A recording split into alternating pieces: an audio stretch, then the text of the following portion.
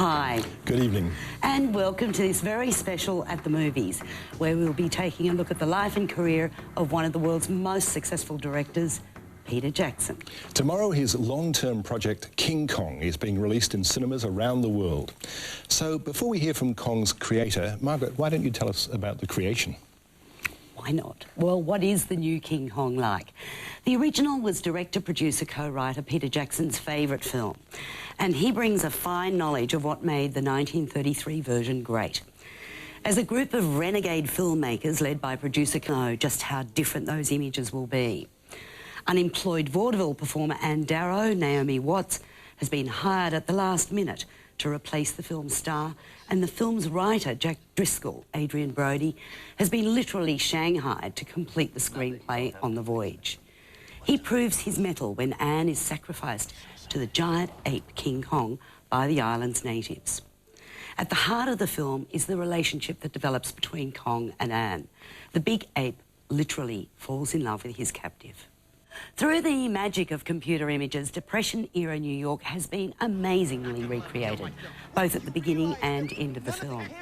On the island, a whole range of prehistoric creatures have been created to endanger the lives of all present. And it's in this middle segment that Peter Jackson has given in to some self-indulgence in the film. At 3 hours and 1 minute long, it is a little bloated. However, at the core of the film is a fabulous performance from Naomi Watts and from King Kong himself.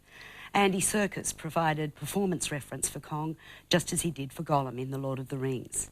One sequence that I particularly liked was the ship's approach to the island. It was so excitingly created. But special effects don't mean much without the human element in this film, and that is there in spades, isn't it, David? Yes, it sure is, because as you say, Naomi Watts is so good in the film. Well, you've got to believe in that relationship between the ape and her. You do. I mean, I love this film because it just seemed to me, it was almost like watching a David Lean movie. I mean, it's as if Peter Jackson has taken up the mantle with the David Lean left off, because this is so meticulously made. There's such scope, there's such vision here, and such attention to detail. It's just a beautiful film, I think. I disagree with you that there's too much action and creatures in the middle island section, because I loved all that. I thought it was really, really exciting. Oh, David, I mean, there are so many confrontations with so many different creatures. Great. It gets to the point where they think, oh, we want to create another creature, so we'll put in another fight sequence. I never thought anything like that. I just thought they were really, really exciting. I did think that the dinosaur stampede was a little bit off on the CGI. Not at all. I think that's one of the most exciting scenes I've ever seen in a movie. How many stars are you going to give this? I'm going to give it 4.5. I think it's terrific. I'm giving it 4. I thought it was lovely.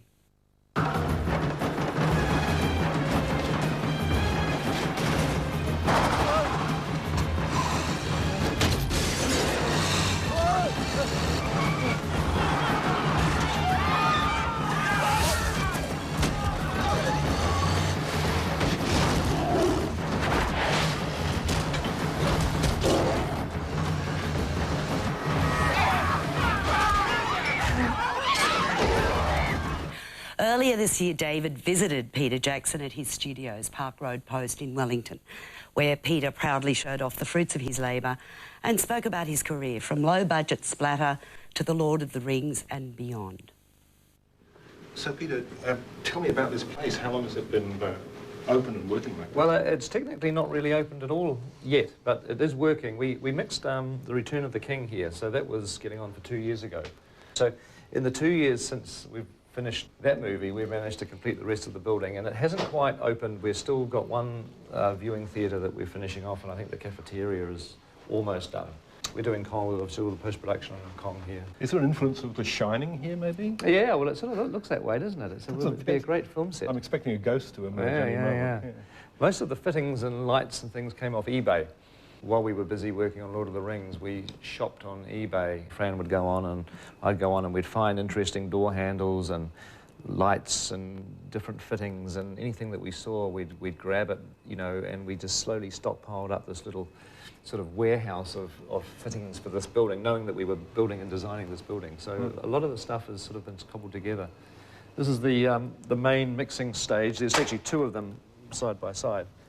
But what I like about this room is it's actually the sound of silence, pure silence. If you just stop still for a moment, I mean, this room has to be absolutely silent. It can't have a single bit of noise in it. So it's actually a solid concrete box that is floating on sort of rubber, on a rubber pad, which is sitting in the main building structure. There's no hard connection to this room to any of the other bits of the building. There's no solid connection. The sort of soundtracks that these big films need have just so many different channels. I mean, every one of these faders is basically a soundtrack. So, you know, the footsteps might be on this one, and then the sound of the birds is on this one, and then the sound of the wind is on this one. But I think we have a capacity to do over 200 different tracks.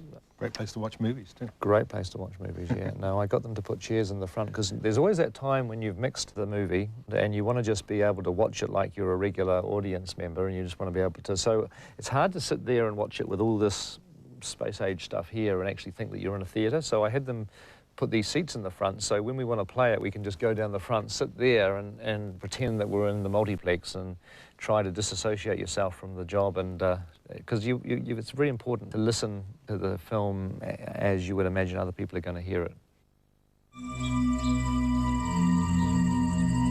Get out of there fast, Derek! I can't do that! I'm a Derek. Dereks, don't run. Peter, you made Bad Taste when you were in your mid-20s, and you produced it, wrote it, directed it, edited it, photographed it, you did the makeup, the special effects, and you played a leading role. How did you do it? Well, I mean, Bad Taste was, it was in many respects my I guess my single-minded desire to want to break into the film industry when New Zealand didn't really have a film industry to break into.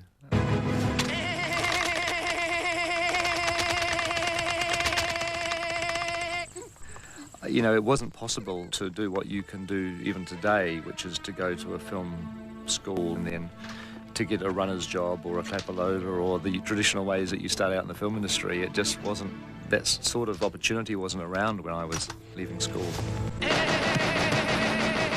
So I had a choice of really not having a career in the film industry at all, which is something that I'd had my heart set on since I was 9 or 10 years old, or just simply going out and doing it myself. He's got jeans and a blue shirt on. Oh, Christ, he's named a bloody farmer. The multitude of tasks and jobs that I did was really born out of the fact there was no money, there was no budget, there was nothing at all. It was just me and a few mates. So I started shooting this short movie, and by the time the next weekend arrived, the film had sort of already expanded into something that was more.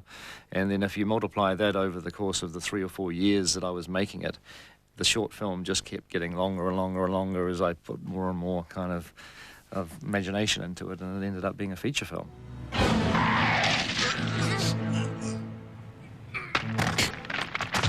I mean, I literally ended up in the movie playing a role in the film because I ran out of friends. I had a limited pool of people that I knew who I could persuade to come along every single weekend for months. Turned into years. So I cast myself as one of the characters, and then another year or so went by, and then I needed another character, and I still didn't have any more friends, probably fewer friends than I had when I started out, in actual fact. And so I decided I was going to play that role as well. So I ended up with 2 roles in it because I simply just didn't have anyone else to use. You said you felt compelled to make films. Where did this compulsion come from? I don't know. I mean, I didn't have a huge upbringing with movies, I guess, but I did love TV. I loved Thunderbirds. I mean, Thunderbirds was probably the first influence, I guess. I knew it wasn't real, I could even relate to it on a level of it not being real, because I had a lot of Matchbox toys, and I used to recognise my Matchbox toys in Thunderbirds. You know, I used to be very proud of myself when I'd see, this little truck or lorry sort of trundle by in an episode of Thunderbirds, and in my playbox I had exactly the same sort of Matchbox toy. And that sort of was the beginning, really, when I think about it, of like the connection of this isn't real, these are models, they're making all this stuff up. That's what I loved about movies, and that was also fueled then by seeing the original King Kong, the 1933 version of Kong, which I saw when I was 9. And I remember that weekend I made plasticine dinosaurs and started to try to do some stop-motion animation with my little Super 8 camera. For a lot of my childhood. You know, I didn't want to direct movies because I didn't really know what directing was, but I wanted to do special effects. And everything was, you know, was really playing with special effects. Jesus, Oz, what are you doing? It's an historical homestead. Yeah, I know. I've got another one here too. And then I wanted my special effects movies to have little stories and plots, and so the concept of writing and directing was something that very slowly sort of grew on me, almost without me knowing.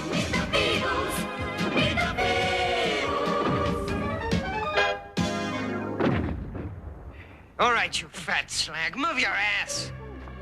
Your second feature, Meet the Feebles, always struck me as a sort of Muppets Go Sleaze. Was that the way you saw it too?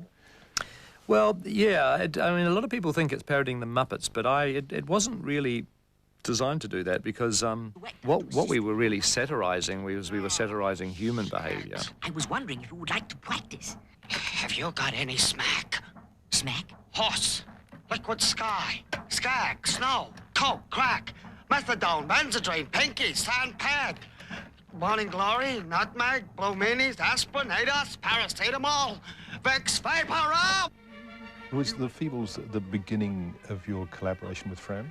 I met Fran when we were finishing off Bad Taste, and she helped me a little bit with Bad Taste and gave me some advice about the final cutting of it. I actually wrote, the first thing I wrote with Fran and with Stephen Sinclair back in those days was Braindead, was the film that we ultimately ended up making after the Feebles. So Braindead was the first time that we worked together writing a script. There's a beetle.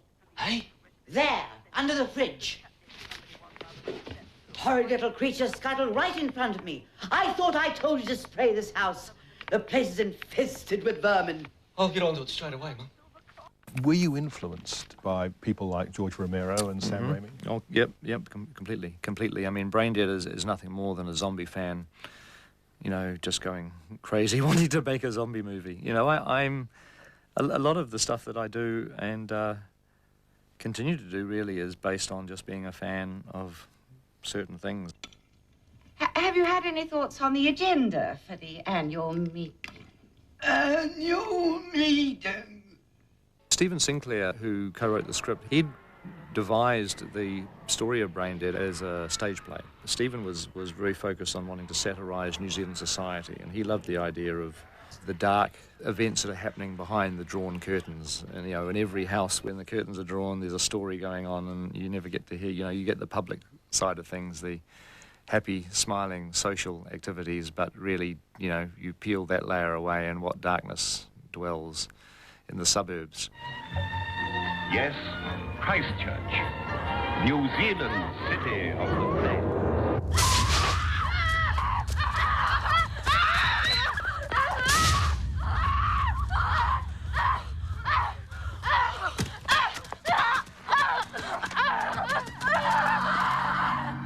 Heavenly Creatures was really the idea of Fran Walsh. It was a very famous New Zealand murder case, but not one that people knew much about. I mean, I'd heard about it, but didn't really have much understanding about the events and what actually happened. And Fran had always had a long fascination with that particular story. And so she was just, you know, very, very interested in developing the script.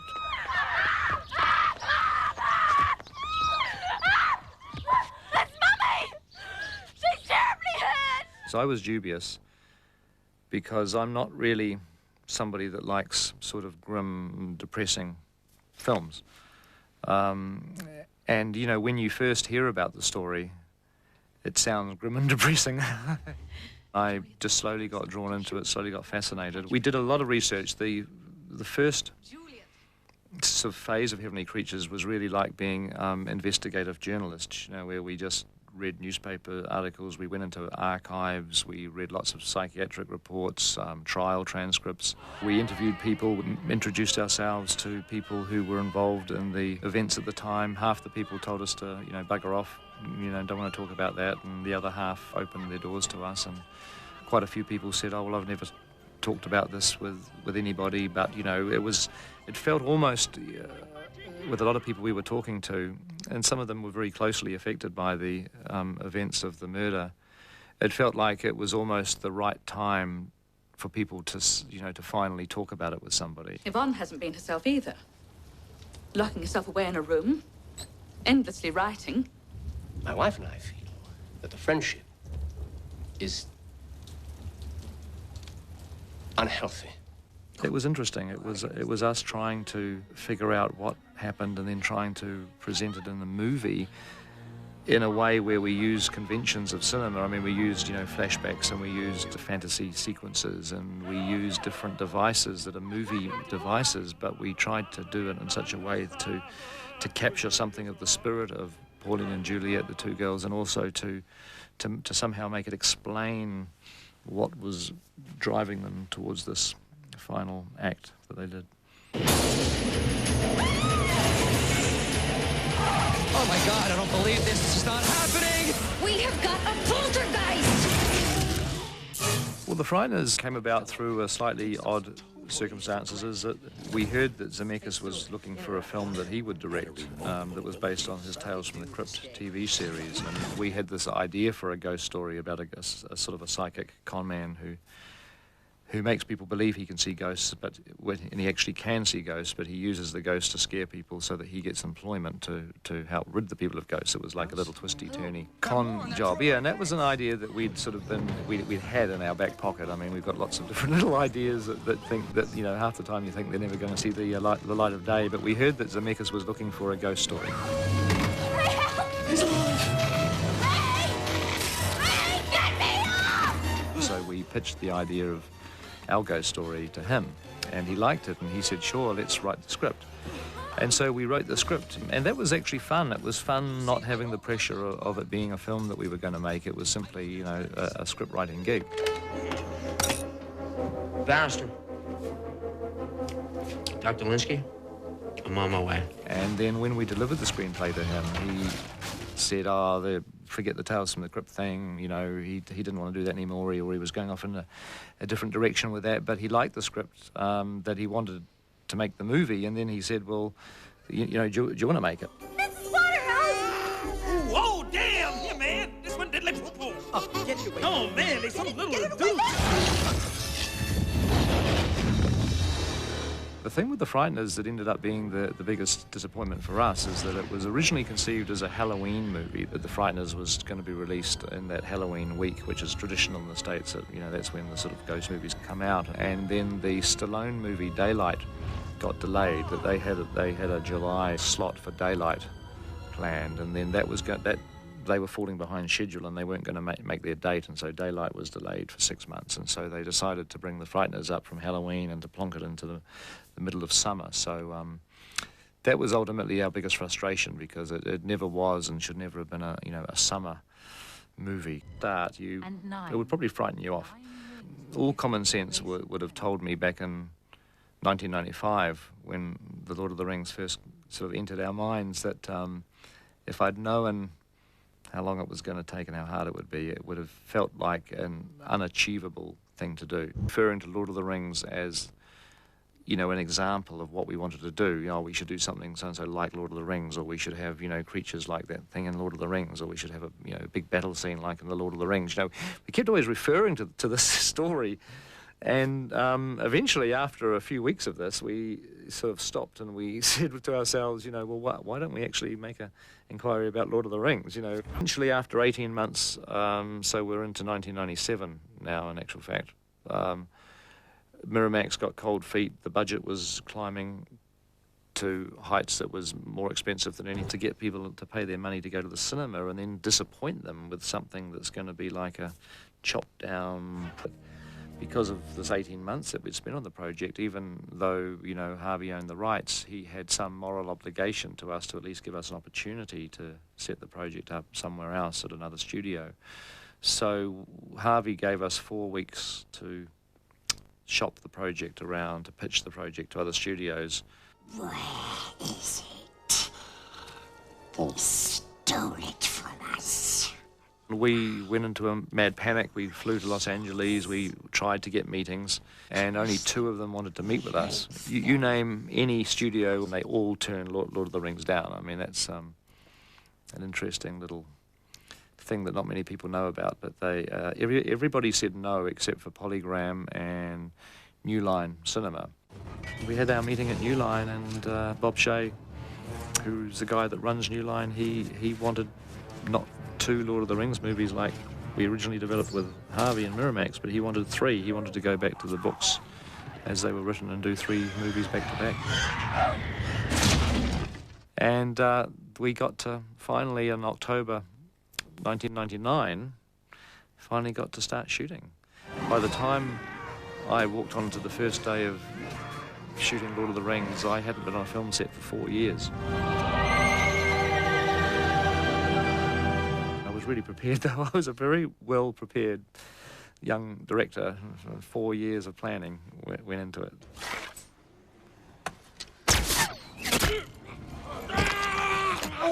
What if the first movie hadn't worked at the box office? I mean, I think it would have been an absolute disaster. I think New Line Cinema would have ceased to exist. I would have, had no career whatsoever if the first film hadn't performed. I have no idea whether the second and third films would have ever gotten finished because, a lot of money gets spent on these movies in post-production because all the computer effects have to be done. And so I can only imagine if the first one didn't perform, the others would have been left sitting in cans as unedited, incomplete films. They would have just not wanted to spend the money at all to even complete them. So they would have sat, all that footage of the second and third film would have just sat as unseen mythic footage in somebody's shelf.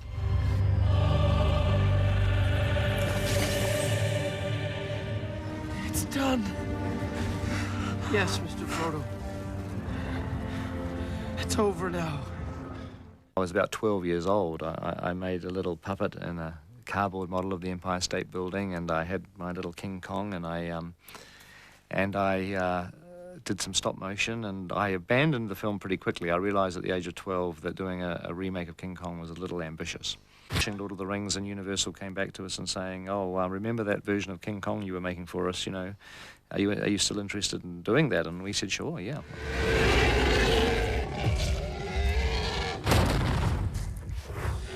We're trying to make it as emotional and as real as we can. I guess the lesson that we took from Lord of the Rings that we're applying to King Kong is, make everything as real as possible. Our version of King Kong is set in 1933. I wanted to set ours in the same year as the original film was made, because I think it belongs in that era. Of a sort of a what if to it. What if this was really real? So what if these people found this remote, uncharted island, and what if she was taken by this gorilla? What would the gorilla do? This is the first time in this long, brutal life that he's ever empathized with another living creature. The ultimate tragedy of the story is that, what I have right now is what I used to dream about, I guess, of having my own studios and being able to do my own little home movies. And so I'm really pleased. I'm really kind of feeling now that I want to take some time now and that these sort of long-term projects are behind me. Things that have really, in one way or another, have occupied me for nearly the last 10 years. And I'm looking forward to, doing completely different types of films. I mean, one of the things, to tell you the truth, I'd love to do in the future is another zombie movie. I keep seeing these zombie movies now, then I'm so jealous of these guys. They look like, you see something like Shaun of the Dead, which is a great movie, and I think, oh God, these guys are having so much fun. And if I was to sort of have any direction I was going to head in my mind in the next few years, it would be kind of a lower budget, smaller films, and just do something a little different for a while. Yeah. Peter, thank you very much indeed. Thank you. He wants to go back to bad taste. King Kong opens nationally and internationally tomorrow. And that's all from us for now, but stay tuned, because in a few moments, the original 1933 King Kong will be wreaking havoc right here on ABC television. I can't wait to see havoc wreaked on the ABC. Good night from us. Good night.